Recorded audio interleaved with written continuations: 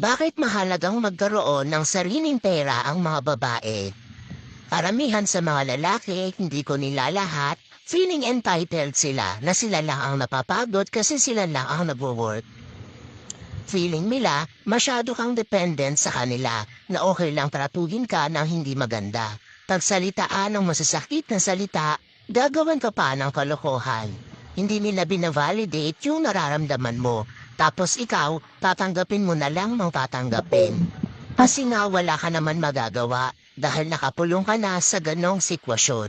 On a positive note, meron naman din na ibibigay sa'yo lahat na kanilang sahod ng walang panunumbab at pagtatanong kung saan mo ginastos yung ganito, yung ganyan. Pero tayong mga babae, treasurer lang talaga nila tayo. Tiga lista, tiga budget, tiga ingat yaman. Siyempre, mahihiya ka na lang gastusan yung sarili mo.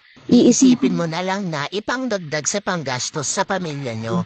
Papapabayaan mo din talaga yung sarili mo. Kasi nga sa kanila na umiikot yung mundo mo. Kaya kailangan natin humanap ng ways para kumita. Hindi importante yung pantayan o higitan mo yung sahod ng asawa o partner mo. Ang mahalaga, may sarili kang income, yung hindi mo na kailangan ihingi pa sa kanila yung pambili mo na pang-care mo. Kasi sa panahon ngayon, nakadepende yung iba sa pagrespeto sa'yo ng asawa mo sa laki ng pakinabang mo.